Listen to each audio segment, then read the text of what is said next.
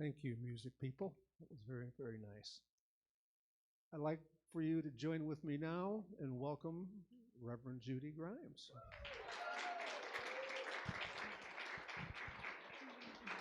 Sometimes I feel like you must think I'm a bad penny. You know, that always comes back. You can't. I can't remember your name. Amy? So good to see you. Well, there's no song that I love more, I don't think, than One Power. So thank you. Thank you for choosing that. And of course, it's perfect for today with what we're sharing today.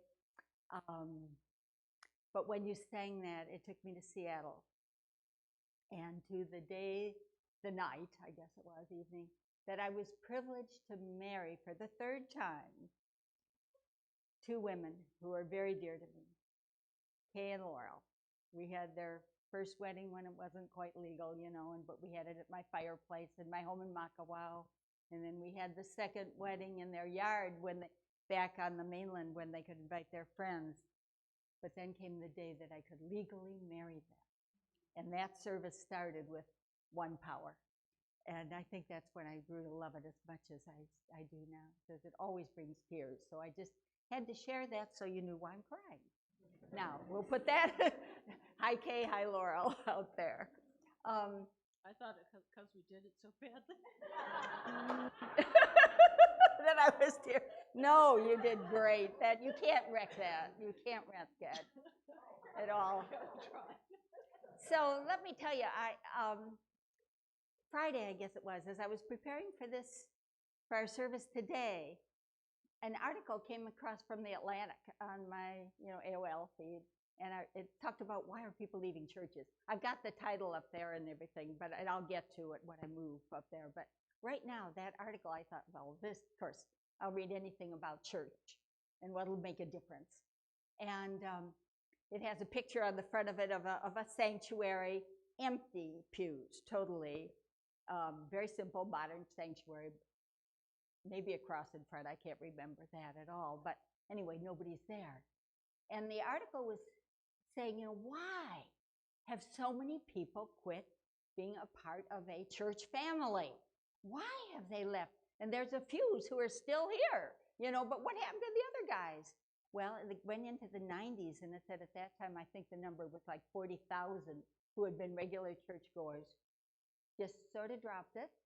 And we can think back and think, well, television came and there are all these sports on Sunday morning. We all had to take the kids to soccer, and we had to go watch our grandkids, and other things happened, and we were working hard, and that's the day we did laundry, or, it just wasn't there anymore for us.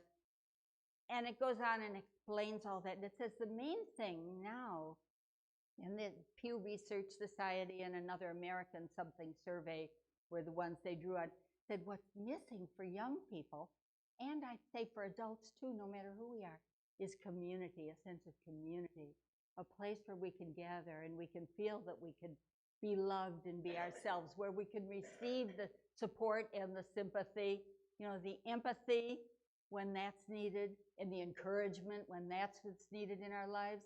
A group of people who care and who love us and who say, we'll leave the light on for you if that's what it is.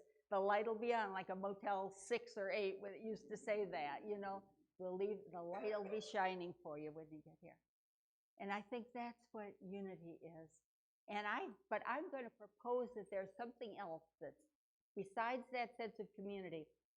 I think it's probably that people don't have an understanding of what the divine is or of God. The one we were told at childhood, if we were raised through a traditional upbringing, God for many of us was a man in heaven with a big long beard, and he was there judging, and he was there watching, and he was there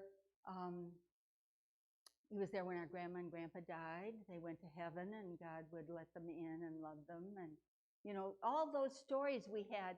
But that was not a God that sustained us in this day and age. You just didn't live with that concept. God was like Santa Claus, and if you weren't naughty or nice, God's gonna really get you. and, the devil's going to catch you, or whatever we thought. It didn't suffice, and it didn't work. And so people gradually thought, well, heck with that. I can do better things with my time than go and feel bad, go into a church service and go. Yeah, I know. I mean, I've done my time in there too. You go in feeling good and you come out feeling like the dregs of the earth, Why did I submit myself to that over and over again? For some of us, then things began to change.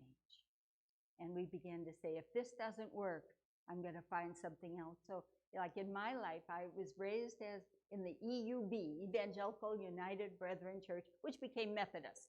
So don't get scared when I say evangelical. It became Methodist. But still, that's where I started. Then I went to the Lutheran church for a while because the Lutheran minister lived kind of across the street. We had a swimming pool, and he liked our swimming pool at our house. So he could swim in our, Pastor Schoberg would come and swim in my pool and then talk to me about his church. And so I started going there.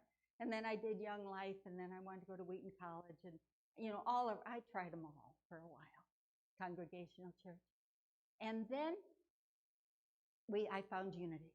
And the day I walked in and they sang the peace song, I can remember the tears that flowed. And yes, we all had that, oh my God, there's people who think like I do. Now, I know that was natural for me and it was easy for me, and I may have told you this before, but I learned why it felt so good. And it was because when I was a little girl at that EUB church, Evangelical United Brethren, John Schaefer was the minister and his wife was Mary, and they were a young couple. And they had 4 children, 4 kids at that time. They were really pushing them out there, And Mary was also the choir director and the organist and the 4 babies. And I would go to their house after school and help her. Help with the kids, help with the diapers, help with whatever Mary needed. And when I saw Reverend Schaefer, Dr. Schaefer, because he'd left the church and he'd become a psychologist, and I saw him leading a meditation group in Dundee, Illinois one night. And, I heard his voice and I knew who it was. And he explained, he said, Judy, you know why Unity felt so good to you? When you were a little girl and you would be at the house helping Mary and taking care of the kids, and I would drive you home, I would talk to you about ideas about God.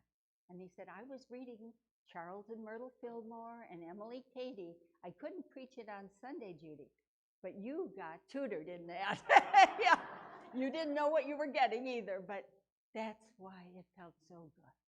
That's why you could say, oh, I want to be here. And from that first Sunday, that was, of course, we were on slopes of Diamond Head, and it was lovely, and the doors were back. But I don't know that I ever missed a Sunday, because I could see my life unfolding right directly in that path. When I was 12, 8th grade, finishing junior high, I dedicated my life to God to use me in whatever way that would be. But I didn't know what it was going to be. Wife of a minister, would I be the choir director or the organist, Or would I be the Sunday school superintendent? Whatever you need, God, here I am. But I had a God that fit, that allowed me to do all this, that wasn't cracking any whips and wasn't giving me any judgment. So, one of the first things we learned, and anybody know what that says? You remember? You remember? Blake's going to speak for Yvette and tell us.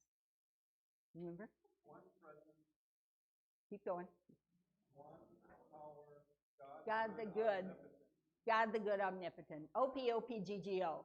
I think that was the first thing I learned there.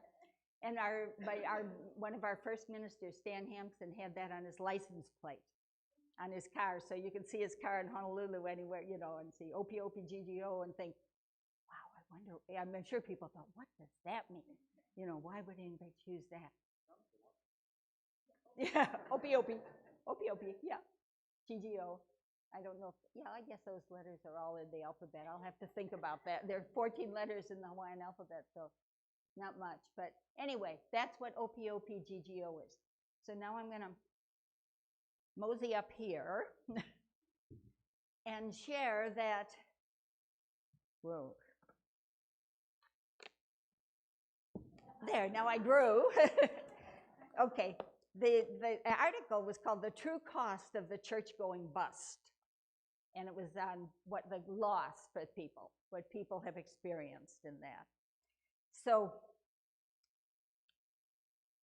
going back to community and the importance of community, I feel the reason that we're here and that we come together and that we celebrate and that we share our journey, the ups and the downs of our journeys and our understandings, is because it's here together we experience God with skin on. That's what I get. I feel like I walk into a circle of God-likenesses, and whatever that would be, of people who radiate what I believe Spirit's all about.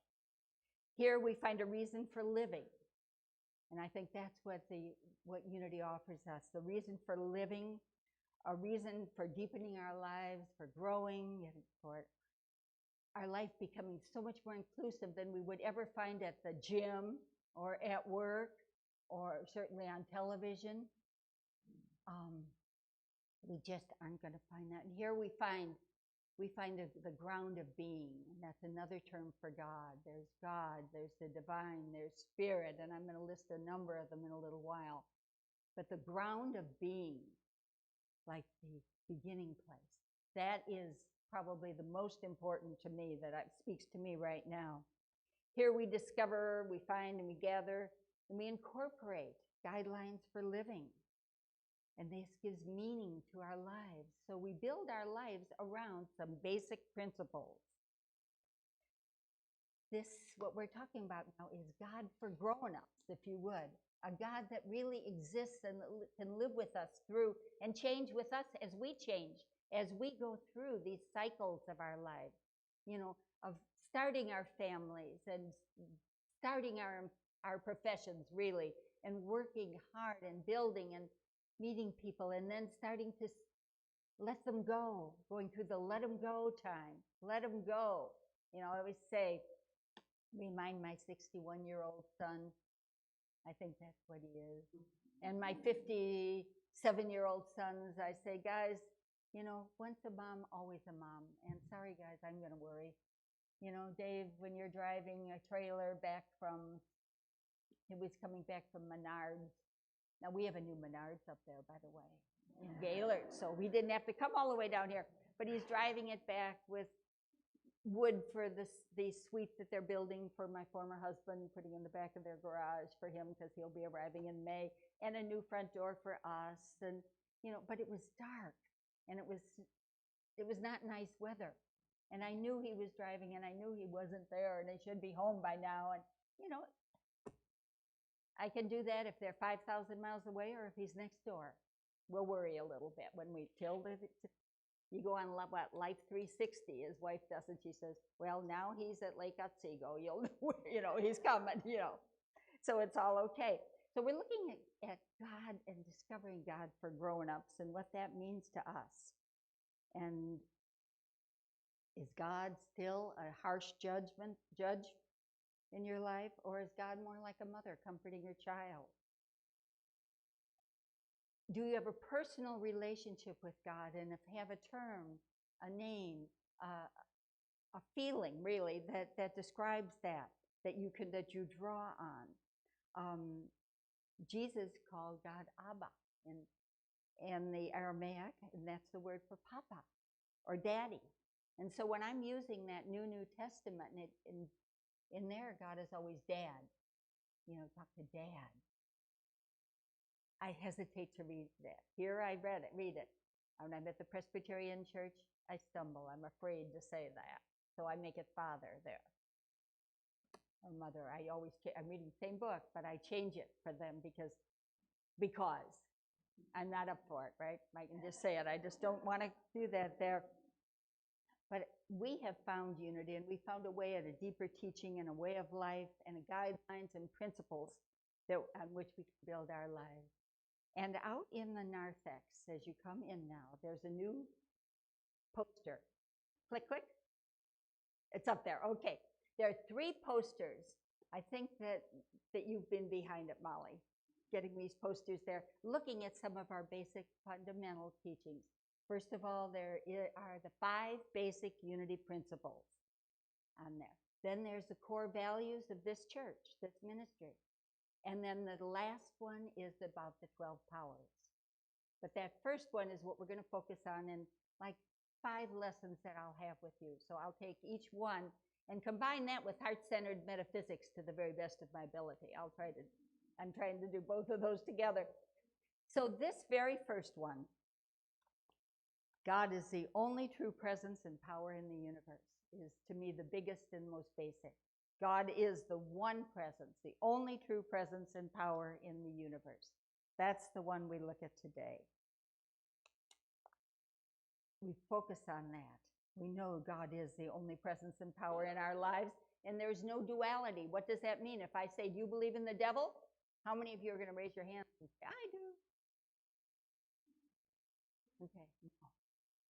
There is no duality. There is no Satan.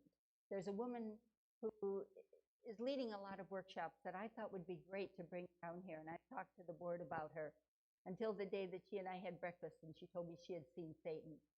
And I thought, okay, scratch that.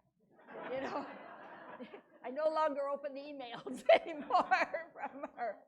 You know, there is one presence, one power. So, okay, so that we quickly go to, well, where does the evil come from, Judy? Why is there all this upheaval in our world? Why is all this stuff happening?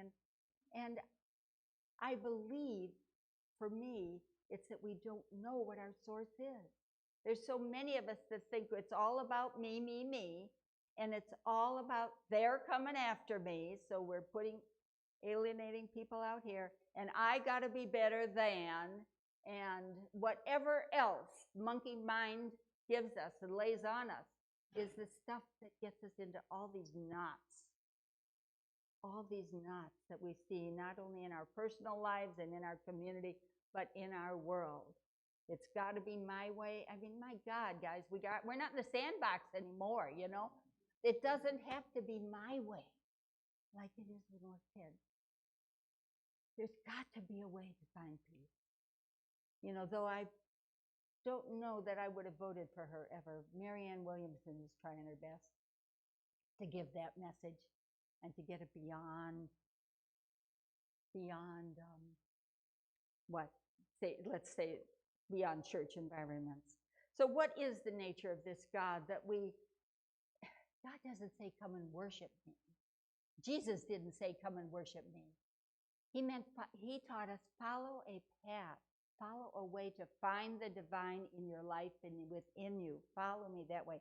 For that God is absolute good and everywhere present, even in the midst of our struggles, certainly in the midst of our struggles, certainly in the midst of our despair when we're feeling that. There is all God. God was there first, and God is there always, everywhere present and absolute good. God is all there is, omnipotent, omniscient, and omnipresent. Not all powerful, but all power. There's a difference. Not all powerful, but all power. Can handle all power. Not all knowing, but all knowledge and present everywhere. God is the stars, the rocks, the animals, the people. God is all. All that we are and all that we have is God, and we can never be separate from that universal power. So think about it today, where you are in your life. What is it? You know, if maybe there are no issues in your life, but usually there's some growing edge. There's somewhere where we can come up higher. You know, I know this, I know this, I know this, I believe this so strongly. Then why do, and I don't know if this is going to be on YouTube, but he'll probably never hear it. Why do I still call Ken an asshole sometimes? Where does that come from? You know? And I do it. And how many times have I prayed, God? What do we do on New Year's Eve? We burn that stuff. How many times have I written that? You know, burn it, burn it, burn it. And then I get upset, and then there it is again, spewing out of my mouth. We laugh, but I hope the rest of you can identify with something that you have there. Yeah, especially parents. Yeah. Oh, Lord. Okay. So God is not external to our lives or supernatural in power. God is the allness that allows us to be who we've been created to be. We say as sons and daughters of God, but then it seems like we're saying there's God and then there's us. So as beings created in God, as beings created in original blessing, it was Matthew Fox who has the book Original Blessings. Not who were created, we weren't born in sin. And we don't need to have our sins forgiven. You know, that was one of my big disagreements with the church too, was how did Jesus know when I was going to be a bad girl? You know, I was asking those questions when I was in third grade, I guess. I just don't get it, you know, when they tell me that. And that's good that I didn't get it, I think, because it allows us to keep growing and opening our minds. So just a little more, we're one with God, not separate.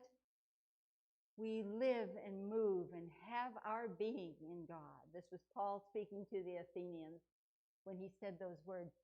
In God you live and move and have your being. And through you, God lives and moves and has expression.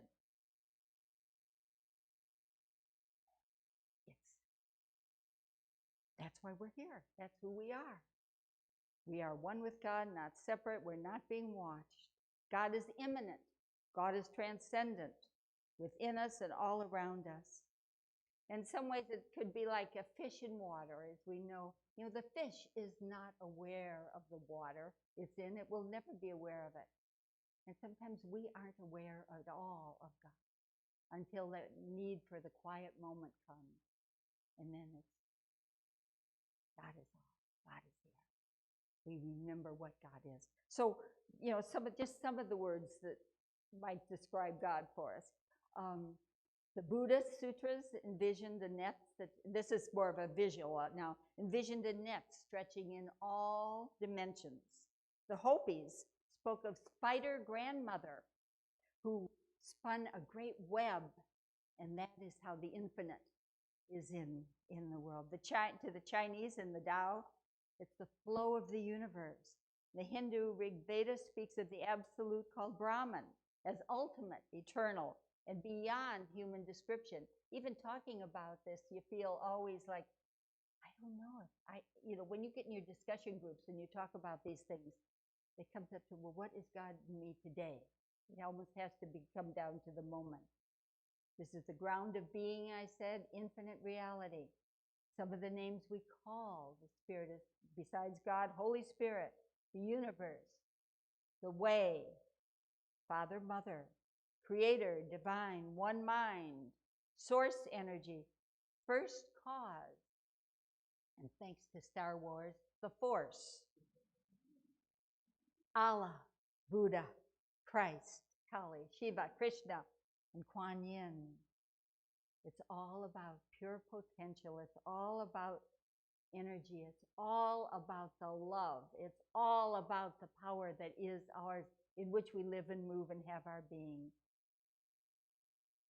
In the Bhagavad Gita, there's these lines that I really love, and I don't read much in it, but there's some I find that I really love. By me is this entire universe pervaded. All things are in me, and I in them.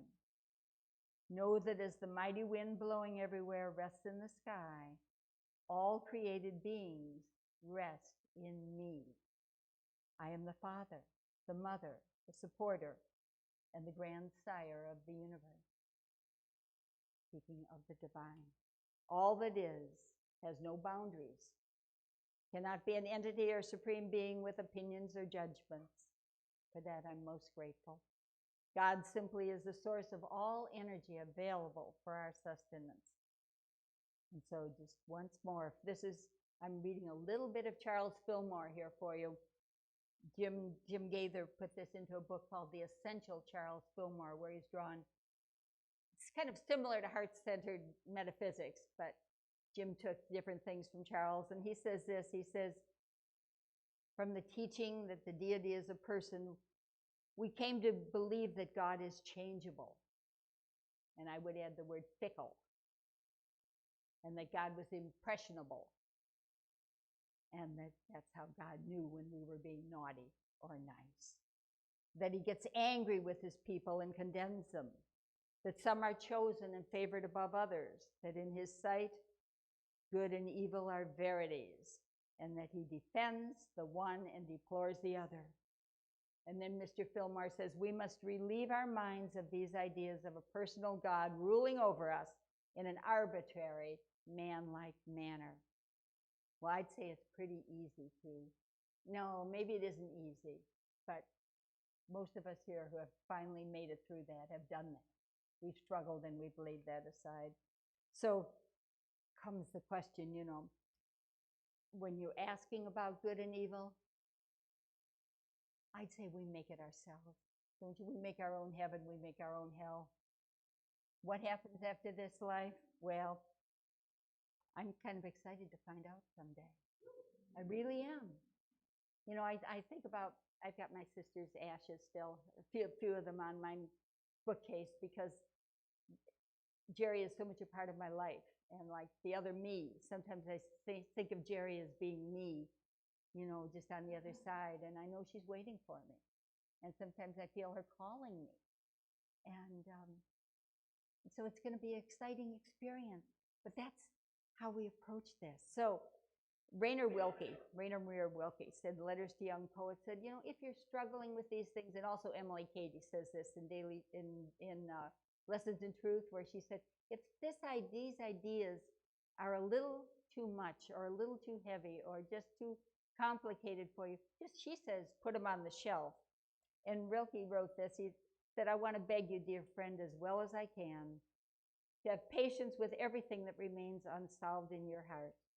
Just try to love, and the questions themselves will bring you the peace. So keep asking the questions, keep going deeper, keep aligning yourself on a moment-by-moment basis that here, in where I am, in what's happening in my world, in what's happening with my loved ones, this is all God in expression. This is the ground of being, to be in that place.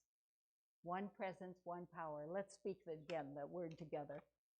Is it still there? Okay, let's say it together, please. God is the only true presence and power in the universe. And 2 weeks from today, when we have our guest here, and we bring our guests for the potluck, and most of all to see unity, then we'll be talking about how that is individualized in each of us as the Christ. So we've got to be clear on what we believe, guys, before we invite people who may not know what we're talking about here. So I want to ask you just to enter into just a quiet, short little meditation on this principle of one, that God is all, just for a moment here. So now just enter into the stillness. Align yourself with the one mind, one presence that permeates all creation.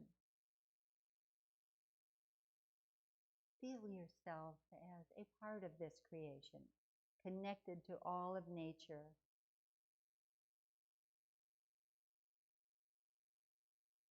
Next breath, know I am the light and the darkness. I am the ocean and the land. I am the rock and the trees, the fish and the birds, the beasts of the earth. And I am one with every human being on this planet. In this oneness now, I sense the order of all things. I feel the divine love that moves in me and in every molecule of the cosmos. I know the divine intelligence that is the foundation of all that is or ever will be. I am one with the all. Would you say that with me, please? I am one with the all. And again, I am one with the all. Once more. I am one with the all. And so it is. So it is. And so it shall be, now and forevermore.